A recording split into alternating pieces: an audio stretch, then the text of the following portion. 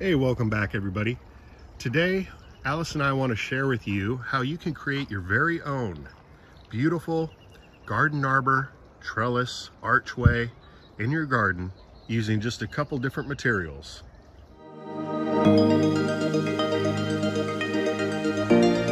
So here we've got a beautiful entryway into the main portion of our backyard food forest. This garden arbor has taken several years to get to this stage, but we're very happy with it now. Do you like the garden arbor, honey? Oh my love, it's beautiful. Flowers make us happiness, and I feel I am in the paradise. So this is the wisteria vine, and these flowers are very fragrant. So I've actually got two different vines, one on either side of this garden arbor, and they're both in full bloom here in early spring.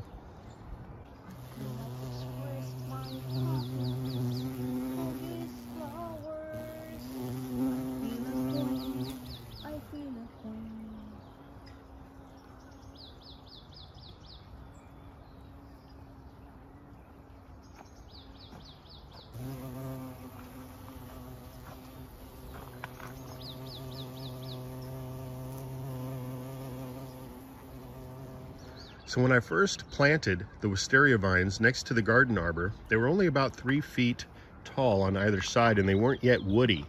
So what I did to secure this arch here in place was to put 4-foot T-posts on each corner and drove them down about 1 foot, and then just used a little bit of rebar tie wire to connect that. You could really use anything, zip ties, what have you. And we did the same thing over on this side.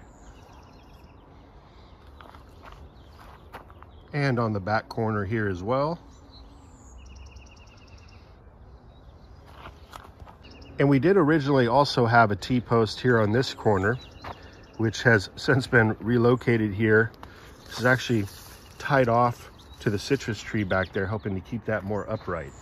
But at this point, we no longer need the T-post to keep this structure in place, because as you can see, the wisteria has grown and wound its way around all these different areas of the cattle panel, almost becoming one with the panel.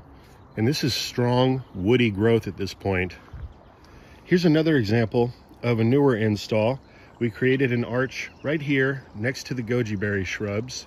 We're going to allow these shrubs to vine up and over, and we'll also probably grow a couple different vining crops on this side as well.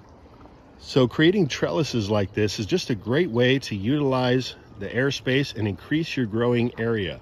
And you can see with these posts, I didn't put them right on the corner. Sometimes you'll run into a large root or something in the ground, so it doesn't have to be exactly on each corner of the trellis.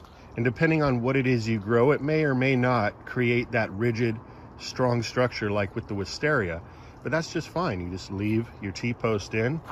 Here's another area where we've done almost exactly the same thing, creating a grow tunnel, mainly atop these hugelkultur mounds. And by doing it this way, we're able to get more height so that we can walk under here comfortably. And right now we got some snap peas vining their way up the trellis. We'll be planting some other vining crops, probably some gourds up these trellises as well. Another thing I love about the cattle panels is that each square is large enough to get your arm through. So if you need to harvest, that's easy enough to do.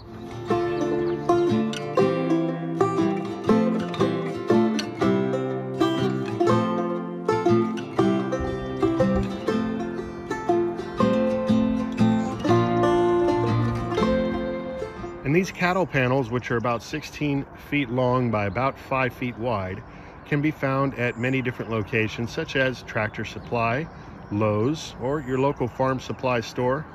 And they're not the easiest thing to transport or deal with, so you may want to consider buying a few of them at one time so you have them on hand. And if you do buy a few, I believe you can have them delivered through Lowe's, so check that out. Well, we found multiple different ways, as I've shown you in this video, to utilize this material to make beautiful garden arches. Anyway, we just wanted to share this gardening idea with you. Hopefully you can get something from it.